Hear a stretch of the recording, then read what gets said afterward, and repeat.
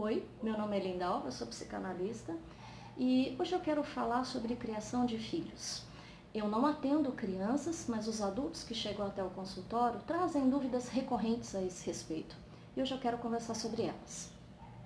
Sabe a diferença entre a criação e a educação de um filho?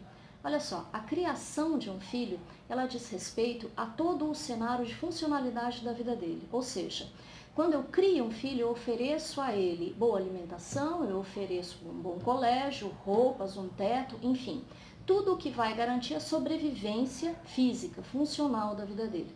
Quando eu digo da educação de um filho, não é educação acadêmica, existem dois tipos de educação. A educação que vai ensinar ele alfabetização, desenvolvimento da área cognitiva, interpretação, enfim, isso é educação na vertente acadêmica. A educação que é pertinente à família, a família também contribui para essa, mas a que é predominante para a família é a educação moral, é a educação que contribui para a formação de personalidade. Essa criança vai sair do patamar da infância e que tipo de adulto ele vai se tornar. Essa é uma preocupação dos pais e da família. É dessa área, dessa educação que eu quero conversar.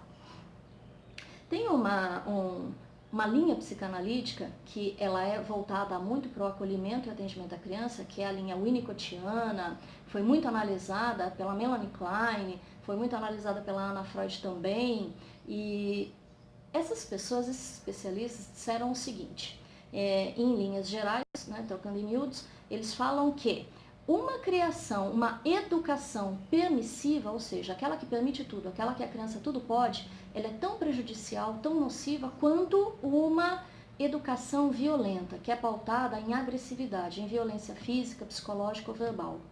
É muito grave isso, né? É muito grave porque quem permite tudo jura que está fazendo o melhor para a criança, jura que está sendo acolhedor, amparador, mas não, só está permitindo e está contribuindo nocivamente para essa criança, tanto quanto se essa criança estivesse sendo agredida.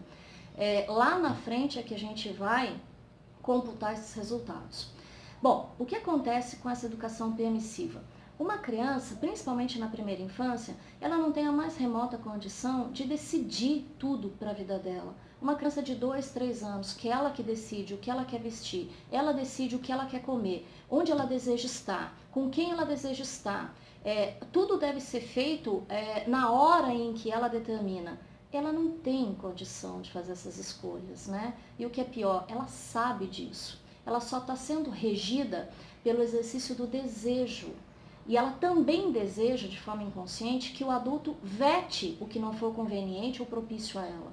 E quando esse veto não acontece e ela continua fazendo as escolhas dela, lá na frente ela aumenta muito as probabilidades de se tornar um adolescente inseguro, porque ele não sabe o que é melhor para a vida dele, ele não foi conduzido a isso, ele decidiu por conta própria a vida inteira e ali ele vai ter que fazer decisões maiores, ele vai ter que fazer escolhas maiores. E ele se sente muito responsável por isso. E ali ele experimenta uma espécie de incompetência.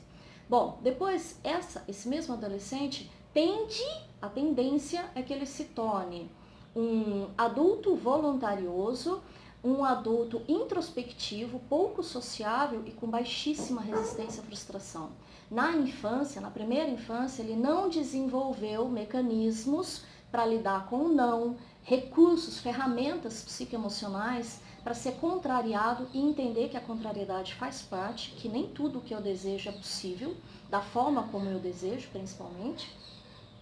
Lá na vida adulta ele não tem ferramentas para isso, ele não desenvolveu. Então ele só experimenta a angústia associada à rejeição, que cada vez que ele ouve um não, ou que ele é contrariado, ele só revisita o sentimento de rejeição. Ele não entende que isso faz parte. Bom, aí ele rompe com a sociedade, ele tende a romper com as pessoas ao redor dele. E então, voltando agora para a distinção entre permissiva e violenta, né? A geração Baby Boom, quando criava seus filhos, ela trazia já de antepassados que o meio mais correto de disciplinar é através da punição, e punição é diferente de disciplina, né?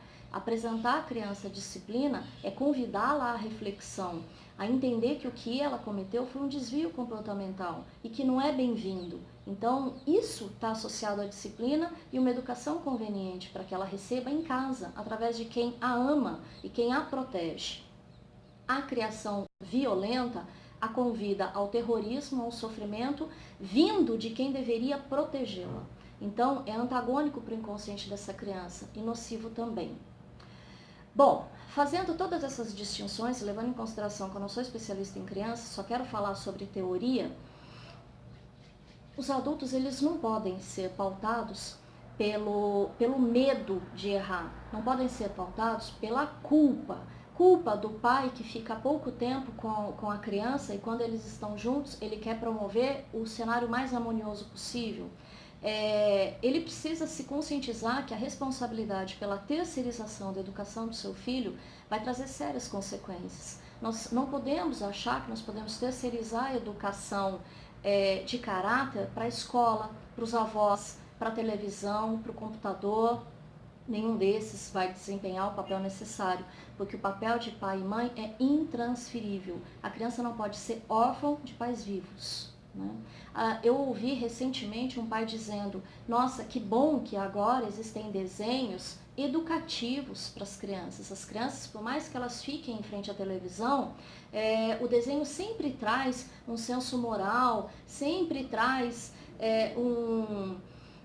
um desfecho favorável, pedagógico para a criança. Meu filho continua sendo desenho animado. Não tem o poder da criança acatar aquilo como real para ela. Ela só está assistindo a um desenho. Então, esse poder continua sendo teu. O poder que você desempenha na vida dela continua sendo único. Então, esquece que desenho animado não educa e não contribui nesse sentido para a formação de caráter do teu filho, tá? Nem tão quanto o computador, os avós desempenham um papel completamente diferente na vida dos filhos, são muito bem-vindos, mas não no papel de educadores, principalmente se eles têm pai e mãe vivos, tá?